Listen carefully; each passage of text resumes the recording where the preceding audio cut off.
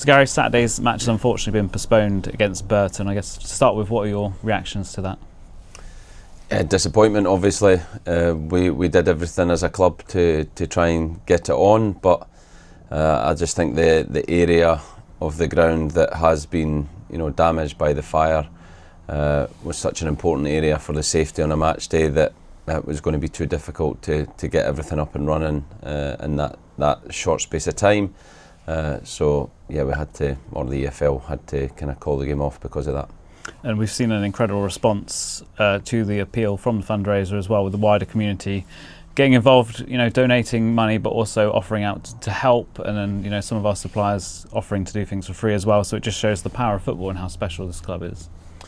Yeah, it does, and we thank our own supporters for fundraising and getting behind the club and helping out in any way they can, but also local businesses, the people round about Exeter who are always there to support us, and then the wider football community who always rallies round in difficult circumstances like this to help out. So in these difficult moments, football always comes together, and it's proven to be the case in this situation as well. It's something that makes you proud to work for this club as well, when you see everyone coming together to try and fix this problem.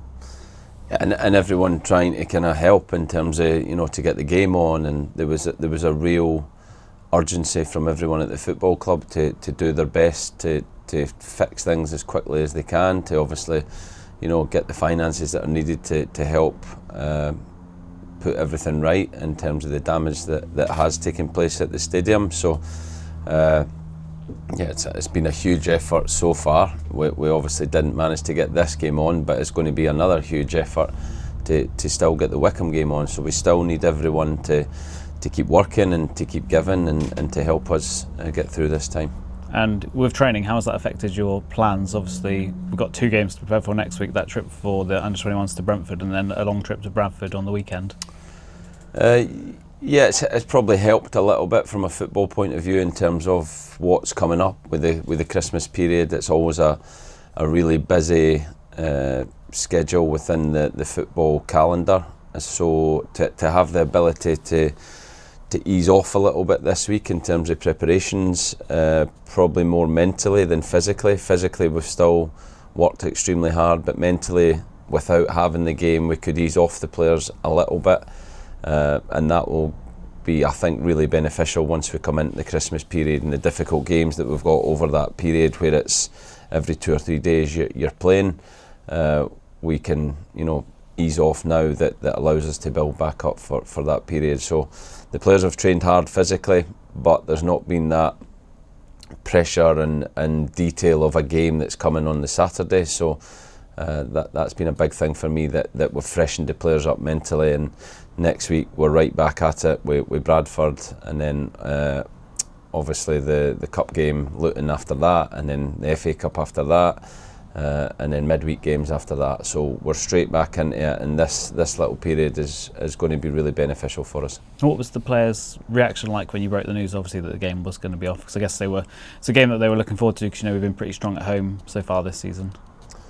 Yeah, players are disappointed that you work hard all week to play football, but from a kind of selfish point of view, and we know what's coming, and in terms of the amount of games, how difficult a period Christmas always is, having this break will be really beneficial for us. A lot of teams had that last week with the international break, where we didn't have it, but our next 3 league teams had a break last week, so I'm sure they used that to freshen up last week.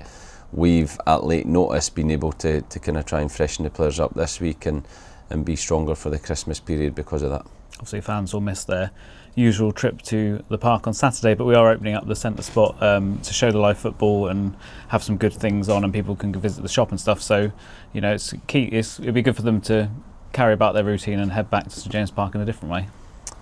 Yeah, I'm sure supporters miss it. It's a big part of their week to go there and spend time with other supporters and to get involved in everything that is Exeter City. So the fact that the stadium's open, the club shop, the centre spot, they can go, they can have a drink with friends, they can watch the other football matches that are obviously taking place up and down the country. So hopefully there's a big turnout there on Saturday, and everyone, you know, has that feeling of community at the stadium, albeit without the players in a game. But we'll be back there soon, and like I said, a lot of work still to take place to make sure that Wycombe game's on. And the next Fans Forum is next Tuesday as well, where you'll be there as a guest talking about kind of the season and your response to the VAR and taking questions on the night as well.